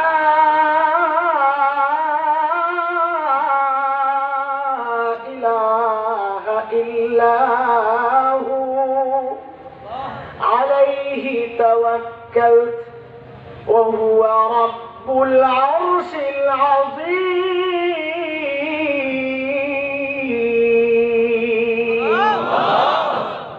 আপনি জানেন যে গোটা জগতের মানুষ যদি আমাকে পিঠ দেখায়, আপনি বলেন হাসবি আল্লাহ, আল্লাহ যথেষ্ট। বলে আল্লাহ যথেষ্ট, আল্লাহ শক্তি কি? বলে হুয়া রব্বুল আরশিল আযীম, তিনি আরশ আযীমের রব। আমাদেরও কথা একটাই, মাদ্রাসাগুলোর দিকে সহযোগিতার হাত না বাড়ায় যদি পিঠ দেখান তো বলি কোনো পরোয়া নাই। ভরসা একমাত্র কার উপর? গোটা দুনিয়ার মানুষ যদি এই মাদ্রাসাকে পিঠ দেখায়, খোদার কসম কোনো টেনশন নাই। আল্লাহ চাইলে মাদ্রাসা থাকবে, আপনি চাঁদা না দিলেও থাকবে। আল্লাহ না চাইলে থাকবে না, আপনি চাঁদা দিলেও থাকবে না। বলে এত বড় কথা, তো চাঁদা চান কেন? চাই যেন এই আলেমরা ইলমের খেদমত করে জান্নাতে যাবে, যাওয়ার সময় যেন সাথে আপনাদেরকেও নিয়ে যেতে পারে। চাই ওই জন্যে আপনাদের চাঁদার মুহতাজ না মাদ্রাসা। আল্লাহর হাবিব চাঁদা চাইছেন, কার কাছে কি আছে দাও। সাইয়েদনা আবু বকর কি দিবে, কিছু নাই। ওমর খুব খুশি আজকে। কেন? ওই যে সারা জিন্দেগি প্রতিযোগিতা আবু বকরকে হারানোর, আজকে খুশি যে আবু বকর আজকে খাইছেন ধরা। কেন? আপনার তো নাই কিছু। আরে আবু বকর তো এমন ছিলেন না, ছিল আবু বকরের সবকিছু, ব্যবসায়ী ছিলেন, বড় টাকাওয়ালা ছিলেন, নবীর জন্য সব দিয়া দিচ্ছেন। আরে একদিন কি আজিব চরিত্র, আর কি যে বলবো আবু বকর সম্পর্কে। একদিন মসজিদে নববীতে বসে বসে কাঁদতেছেন, বাচ্চাদের মতো হাউমা করে কাঁদতেছেন, ও আল্লাহ ও আল্লাহ। সাহাবীরা চিন্তা করছেন যে আবু বকর আল্লাহর কাছে কি চায়, একটু আস্তে আস্তে যায় শুনি। তো কাছে যায় শুনতেছে আবু বকর দোয়া করতেছে, আল্লাহ আল্লাহ আপনার হাবিব আমার কাছে চায়, তার হাতটা নিচে যায়, আমি যখন দেই আমারটা উপরে যায়, আমার লজ্জা লাগে। আল্লাহ আপনি আপনার হাবিবের দিলের মধ্যে ঢুকায়া দেন যে হাবিব আমার, আপনি আবু বকরের কাছে চাইেন না, আবু বকরের সব মাল আপনার, আপনি মালিক, যখন যা মনে চায় যতটুকু দরকার না চাইয়া না বইলে আপনি খরচ করেন। আবু বকরের কাছে চাইলে আবু বকর লজ্জা পায়, কামড়ে আবু বকর। কি মানুষ আবু বকর! হযরত ওমর আজকে মনে মনে খুশি, আবু বকর আজকে তো হারাইয়া দেন, কারণ নাই তো কিছু। ওমরের তো অনেক কিছু আছে, ব্যাপারটা এমন না। একদিন একদম ভর দুপুর মসজিদ নবীর আঙ্গিনায় হযরত আবু বকর হাঁটতেছেন, এই মাথায় একবার যায় ওই মাথায়। আরবের রোদ, প্রচন্ড রোদ। আমরা বলি কাক ফাটা সেই দুপুরে কাকটা গেল, হ্যাঁ প্রশ্নে গুলা ভাই, কাকটা গেল পুকুরে। এটা তো আমাদের দেশের রোদের খবর। কাক ফাটা সেই দুপুরে, মানে যেই দুপুরে রোদে কাক ফাইজা যায়, কাকটা গেল পুকুরে, দেখে কাকের মাথা। যাই হোক, আরবের রোদ কিন্তু কাক ফাটা না, চান্দি ফাটা। আর এই আরবের কবিরা বলতে হবে চান্দি ফাটা সেই দুপুরে, কাকটা গেল পুকুরে। এত প্রচন্ড তাপ। আবু বকর ওই রোদের মধ্যে একবার ওদিকে যায় একবার ওদিকে যায়। ওমর আসছেন, এসে দেখে আবু বকর এমন করতেছে কেন এই দুপুর বেলা রোদের মধ্যে। তো জিজ্ঞেস করছে, দোস্ত কি এই অসময়ে আমি ঘুরতেছেন কেন? আহা, আবু বকর জবাব দেন, ওমর ক্ষুধার যন্ত্রণা আর সইতে পারতেছি না, আসছি এখানে যদি কিছু মিলে নবীর কাছে। হযরত ওমর বলেন, আবু বকর একই পার্টি, আমিও আসছি এই জন্য, ক্ষুধা আর সহ্য হয় না, আসছি নবীর কাছে। সাহাবায়ে কেরাম ক্ষুধা লাগলে দরবারে চলে আসতেন দৌড়াইয়া, কেন খানা পাবেন? পাইলে পাইলাম, না পাইলে বলে না পাইলে নবীর চেহারা দেখলেও কিছু কষ্ট লাঘব হবে, ওই জন্য চলে আসতেন। আবু বকর ওমরের এই কথোপকথন নবী ভেতর থেকে শুনতেছেন, কাছেই তো বাইর হয়েছেন আল্লাহ নবী, দুই দোস্তের কথা শুনতেছেন। বাইর হয়ে আয়েশা বলতেছেন, আমার কাছে আসছো আজকে কয়দিন থেকে তো আমার পেছেও কোনো দানাবাড়ি করে, কার কাছে আসছো? তো কারোই তো এরকম সম্পদ নাই, তারপরে ওমরের ঘরে কিছু আছে, আবু বকরের ঘরে তাও নাই। ওমর দৌড়ে গেছেন বাড়িতে, ঘরে সামান যা ছিল সব নামাইছেন, দুই ভাগ করছেন। এক ভাগ ঘরে রেখে আরেক ভাগ চারটি গোল মাথায় করে নিয়ে আসছেন নবীর দরবারে, ইয়া রাসূলুল্লাহ আমার চাচা। আল্লাহর হাবিব ওমরকে জিজ্ঞেস করতেছেন, ওমর কি নিয়ে আসছেন? বলেন আমার সাথে, কি জিজ্ঞেস করছেন? ওমর কি নিয়ে আসছেন? তো হযরত ওমর বলেন, ইয়া রাসূলুল্লাহ ঘরে যা ছিল অর্ধেক নিয়ে আসছি আর অর্ধেক রেখে আসছি। এবার আবু বকরের অপেক্ষা, নবীও অপেক্ষা করেন, আরে আমার বন্ধু জানি কি আরে আল্লাহ জানে। ওমর অপেক্ষা করতেছেন, ভাবটা এমন আর কি, আমি বলতেছি একটা স্লোগান হবে আজকে, জিতিল রে জিতিল, ওমর জিতিল, ভাবটা এমন। ওমর সাইয়েদনা আবু বকর আসতেছেন, হাতে ছোট্ট একটা পোটলা, বর্ণনার আপিস মিলাইলে যা বোঝা যায় ওই পোটলার মধ্যে গায়ের কাপড় চোপড় গুলা। বলে তো পড়ছেন কি? এই অংশটা দুর্বল, বর্ণনা দুর্বল, আমরা আপনাদের সাথে খেয়ানত করবো না। বর্ণনার এই অংশ দুর্বল যে আবু বকর চটকায় দিয়ে আসছেন। হ্যাঁ, গল্প, ইতিহাস, ফজিলত এগুলার ক্ষেত্রে দুর্বল হাদিসও গ্রহণযোগ্য। এই জন্য বলতেছি, নয় বলতাম না, মাসআলা প্রমাণের জন্য বলতাম না। চটগাই দিয়ে আসছে, ওই বর্ণনা দুর্বল বর্ণনায় আসছে বুতাম লাগাইছেন কি দিয়া, খেজুর গাছের কাঁটা দিয়া, খেজুর গাছের কাঁটা দিয়া বুতাম বানাইয়া, চটটা ছিল ঘরে, ওটা গায়ে দিয়ে আয়া বসছে। রসুলের দরবারে পেশ করছেন, ইয়া রাসূলুল্লাহ, আমার চাঁদা। আল্লাহ রসুল জিজ্ঞেস করতেছেন, আবু বকর ঘরে কি রাইখা আসছেন? ওমরকে কি জিজ্ঞেস করছিলেন, মনে আসেনি? ওমর কি নিয়ে আসছেন জিজ্ঞেস করছি, কি ওমর কি নিয়ে আসছেন?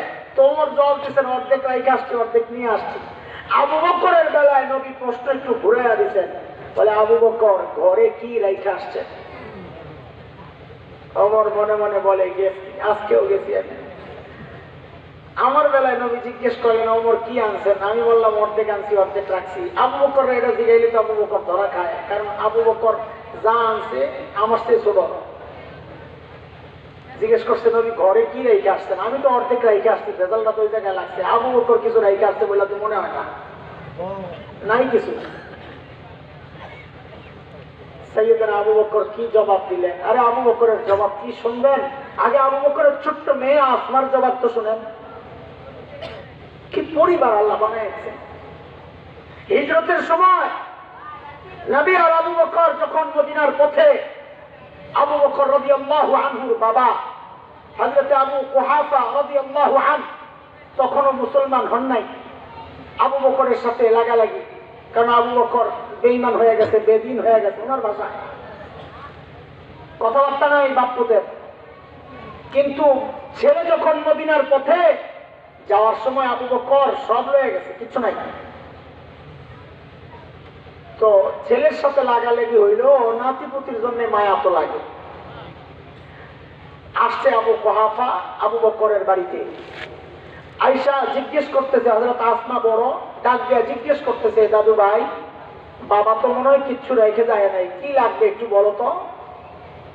হযরত আসমা জবাব দেন, দাদু ভাই আপনি টেনশন করেন না, আব্বু যাওয়ার সময় ঘরে যথেষ্ট পরিমাণ রেখে গেছে।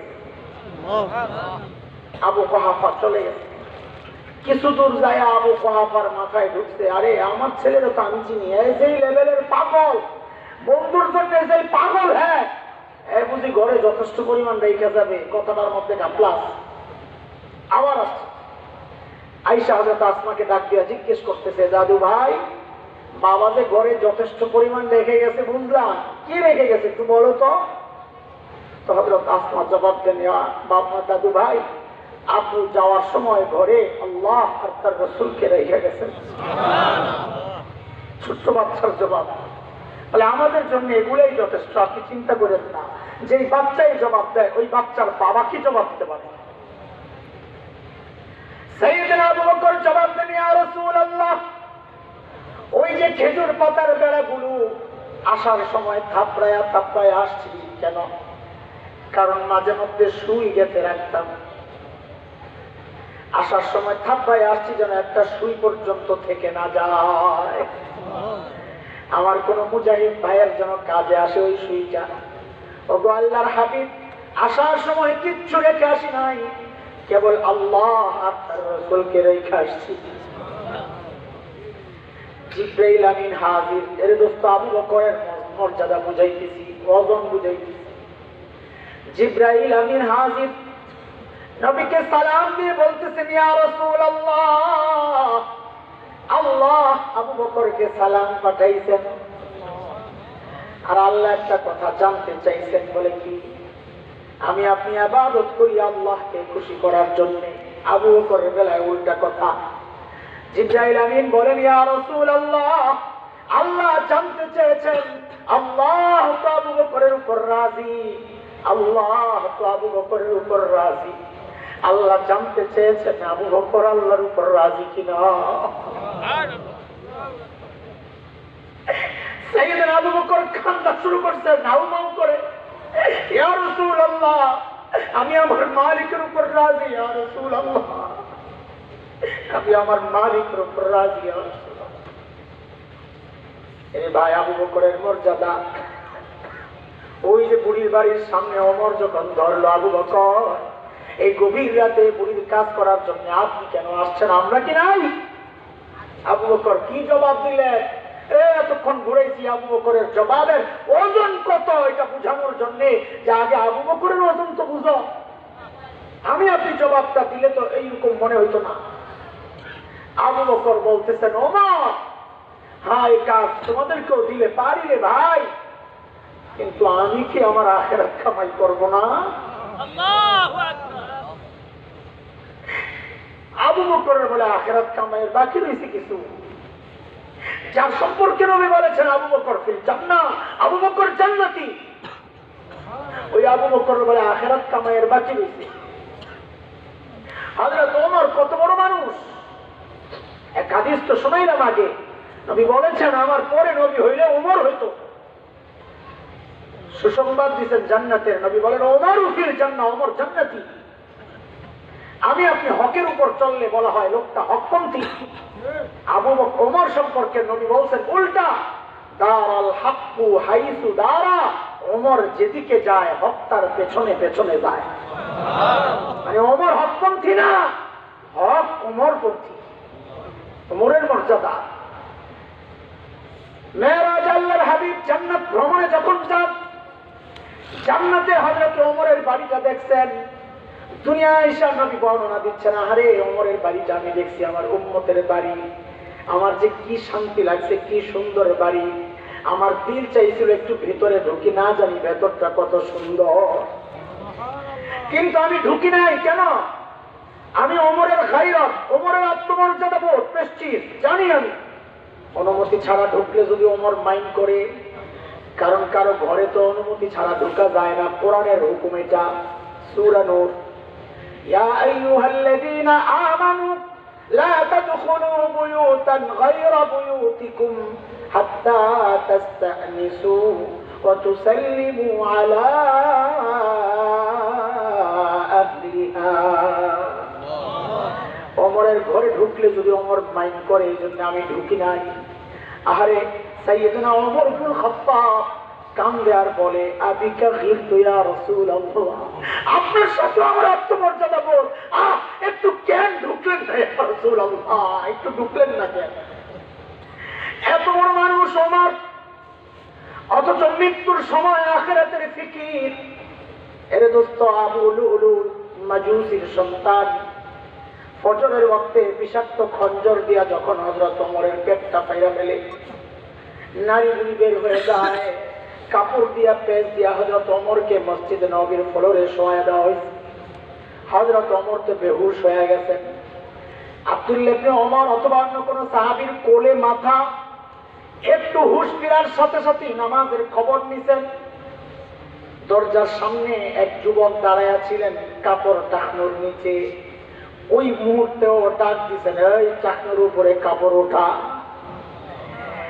হযরতে ওমর ওই যে কোল থেকে মাথাটা মসজিদে নববীর ফ্লোরে নিয়ে রাখছেন। মসজিদে নববীর ফ্লোর কি পাকা, টাইলস করা, মোজাইক করা, কি কি মাটি, মাটি বালু মাটি। এত বড় মানুষ ওমর মৃত্যুর সময় যখন ঘনিয়ে আসছে, মুখটা নিয়ে জমিনের উপর রাখছে, গালগুলাকে মাটির সাথে ঘষেন ঘষেন আর কান্দেন আর বলেন, ওয়াইলুল লাকা ইয়া ওমর ইল্লাম ইয়াগফির লাকা রাব্বুক। ওমর, ভয়ঙ্কর খবর তোমার জন্য, বিপদে পড়ে যাবা যদি তোমার মালিক তোমাকে ক্ষমা না করে। এত বড় মানুষ ওমর, তার আখিরাতের এত চিন্তা। সাইয়েদনা আবু বকর আখিরাতের এত চিন্তা। আরে সাইয়েদনা আবু বকরের কথা কি বলবো রে ভাই, একা একা দূরে চলে যেতেন, চিৎকার করে করে কাঁদতেন আর নিজের ধিক্কার দিতেন, ইবনা আবি কুহাফা, ও আবু কুহাফার বেটা, তুই মানুষ কেন, তুই মানুষ কেন হইলি? গাছের পাতার দিকে তাকায় তাকায় চিৎকার করে করে কাঁদতেন আর বলতেন, ইয়া লাইতানি কুনতু ওয়ারাকা, আমি মানুষ না হইয়া যদি গাছের পাতা হইতাম, তাইলে তো আমার মালিকের সামনে হিসাব দেওয়া লাগতো না। এর দোস্ত, আবু বকর এত বড় মানুষ, তার আখিরাতের এত ফিকির, ওমর এত বড় মানুষ, তার আখিরাতের এত ফিকির, অথচ আমাদের জান্নাতের তো কোনো সুসংবাদ নাই। আরে ওমরের তো জান্নাতের সুসংবাদ আছে। আমাদের কারোর চেহারার দিকে তাকাইলে মনে হয় না যে আখিরাতের চিন্তা আছে। কেন রে ভাই? কে তোমাকে গ্যারান্টি দিছে যে আমার আর তোমার মৃত্যু যন্ত্রণা হবে না? আরে ওমর তো জান্নাতের গ্যারান্টি পাইছে। আমাকে আর তোমাকে কে গ্যারান্টি দিছে যে আমাদের কবরে আযাব হবে না? আবু বকর তো জান্নাতের গ্যারান্টি পাইছে। কে গ্যারান্টি দিছে বলো? কে গ্যারান্টি দিছে যে আমরা জাহান্নাম থেকে বেঁচে যাবো, জান্নাত পাবো? ওমর তো গ্যারান্টি পাইছে, তাও এত চিন্তা। আবু বকর তো গ্যারান্টি পাইছে, তাও এত চিন্তা।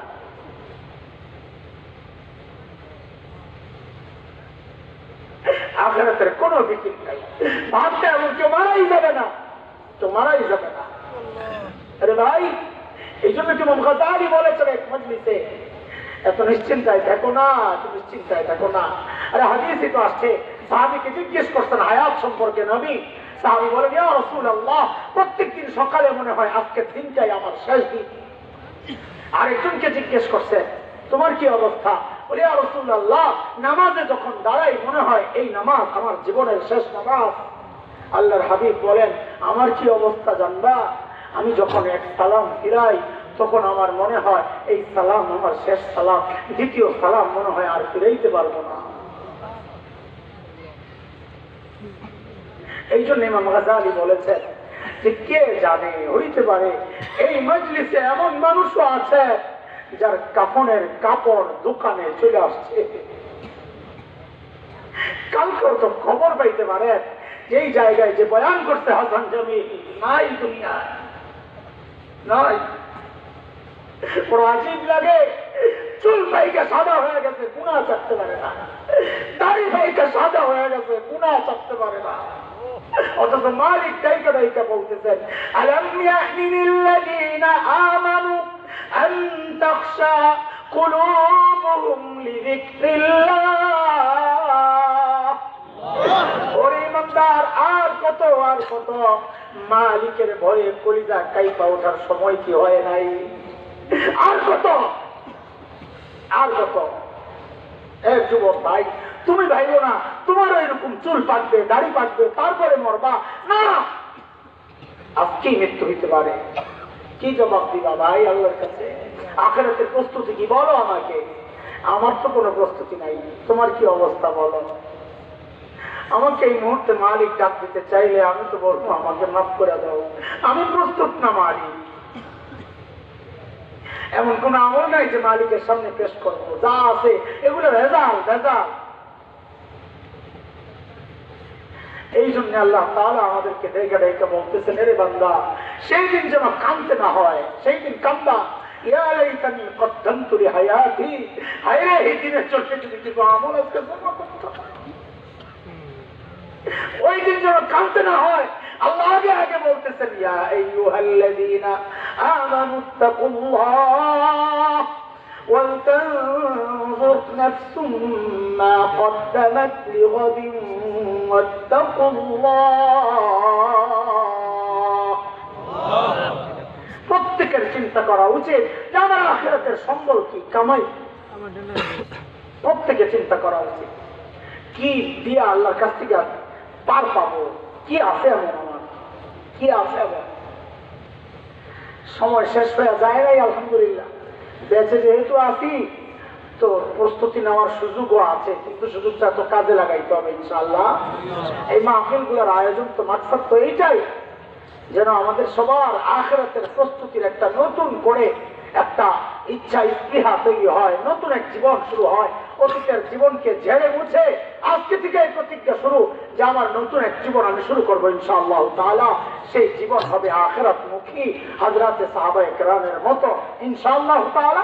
বলেন ইনশাআল্লাহ। আল্লাহ তাআলা কবুল করেন, আমিন।